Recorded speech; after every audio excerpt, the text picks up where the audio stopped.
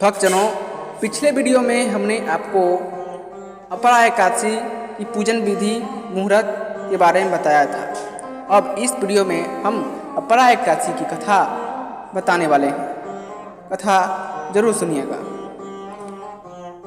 ज्येष्ठ माह के कृष्ण पक्ष की एकादशी को अपरा एकादशी के नाम से भी जाना जाता है। इस तिथि पर जगत के पालनहार भगवान विष्णु और माँ लक्ष्मी की पूजा और व्रत किया जाता है। इस व्रत के पुण्य प्रताप से जातक को सभी तरह के सुखों की प्राप्ति होती है। साथ ही व्रत कथा का पाठ जरूर करना चाहिए। सनातन धर्म में एकादशी का विशेष महत्व है। हर माह में 2 बार एकादशी का व्रत किया जाता है, एक कृष्ण पक्ष में और दूसरा शुक्ल पक्ष में। इसके जातक के सभी पापों का नाश हो जाता है। पूजा के दौरान एकादशी व्रत कथा का पाठ अवश्य कीजिएगा और ये कथा अवश्य सुनिएगा। तो चलिए शुरू करते हैं कथा। मान्यता है कि कथा का पाठ करने से पूजा सफल होती है और श्री हरि प्रसन्न होते हैं। पौराणिक कथा के अनुसार प्राचीन समय में मणिध्वज नामक एक धर्मात्मा राजा था। उसका एक छोटा भाई था, वह अधिक क्रूर और अधर्मी था। छोटा भाई मणिध्वज को मारना चाहता था। एक बार रात को उसने अपने बड़े भाई की हत्या कर सबको जंगल में जाकर पीपल के नीचे गाड़ दिया। अकाल मृत्यु होने की वजह से मणिध्वज प्रेतात्मा के रूप में उसी वृक्ष पर रहने लगा और वहां पर उत्पात करने लगा। एक बार धौम्य ऋषि उस वृक्ष के पास से गुजर रहे थे, तब उन्होंने उस प्रेतात्मा को देखा। ऋषि ने अपने तपोबल से प्रेत के उत्पात का कारण समझा। इसके बाद उन्होंने उस आत्मा को पीपल के पेड़ से उतारा और परलोक विद्या का निर्देश दिया। उसी प्रेत योनि से मुक्ति दिलाने के लिए धौम्य ऋषि ने खुद अपरा एकादशी का व्रत किया। उसके पुण्य से धर्मात्मा को प्रेत योनि से मुक्ति मिल गई। इसके बाद उसने ऋषि का धन्यवाद किया और स्वर्ग को चला गया। मान्यता है कि अपरा एकादशी व्रत कथा का पाठ करने से जातक को सभी तरह के पापों से छुटकारा मिलता है। जैसा कि मैंने पिछले वीडियो में पंचांग के अनुसार जो मुहूर्त है उसके बारे में बता दिया था और कथा आपको आज सुना दी है। इसके अलावा भी कुछ बातें हैं एकादशी से जुड़ी हुई, वो मैं आपके साथ जरूर साझा करना चाहता हूँ। जैसा कि आपको पता है कि मैं वराह पुराण का पाठ करता हूँ। वराह पुराण के अनुसार एकादशी जो है वो 10वीं तिथि से ही आरंभ हो जाती है। हर साधक को, हर भक्तों को 10वीं तिथि को हविष्यान भोजन यानी कि भगवान को जो चढ़ाया हुआ भोजन है, चना का सेवन नहीं करना चाहिए। सेंधा नमक से बनाए हुए भोजन का आहार करना चाहिए और भगवान को भोजन अर्पित करने के बाद ही भोजन करना चाहिए, जो भी आप खाएं वो।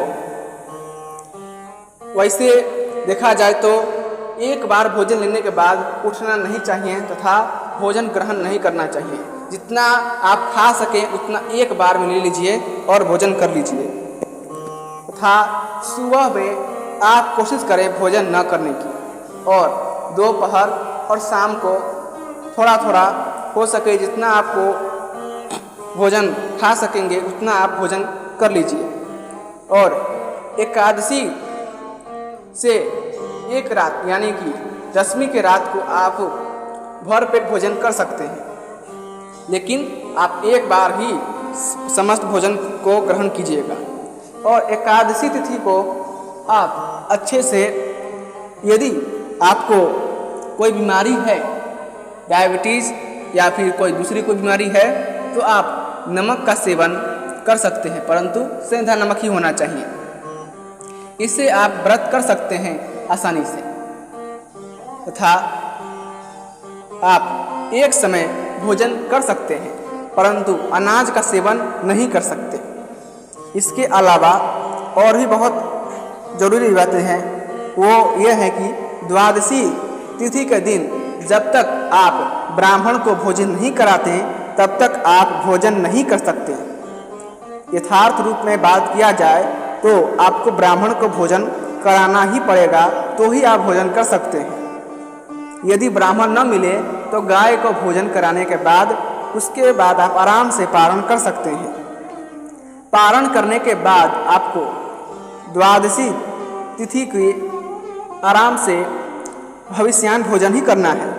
दोपहर को भी हविष्यान्न भोजन और रात को आपको असली जो द्वादशी है उसका पारण करना है। और द्वादशी तिथि के बाद त्रयोदशी को आप निश्चिंत रूप से दूसरे जो नमक हैं उसका सेवन कर सकते हैं। और इन 3 दिनों यानी कि दशमी, एकादशी और द्वादशी तीनों दिनों में आपको सेंधा नमक का ही आहार करना है। तो ये वराह पुराण के अनुसार कुछ नियम हैं जो एकादशी से लागू होते हैं। वैसे देखा जाए तो हम सामान्य जन जानते हैं कि एकादशी तिथि महान है, परंतु बात यह है कि जब तक आप द्वादशी को अच्छे से व्रत नहीं करते हैं तो एकादशी का पूरा फल आपको नहीं मिलेगा। इसीलिए इस बात को हमेशा याद रखें कि एकादशी, दशमी और द्वादशी तीनों को एक साथ होना चाहिए। और आप जानते ही होंगे कि इस बार जो शुक्ल पक्ष एकादशी है, निर्जला एकादशी है, वो 3 दिन के अनुसार इस बार, पिछले बार तो आपको पता ही है कि परशुराम द्वादशी था और इस बार परशुराम के बाद जो अवतार हैं भगवान श्री राम, तो इस बार श्री राम द्वादशी है। उसी प्रकार इसमें भी उसी नियम का पालन करना चाहिए। कृष्ण पक्षी एकादशी तिथि के बारे में ये जानकर आपको अच्छा लगा होगा, यही मेरी आशा है।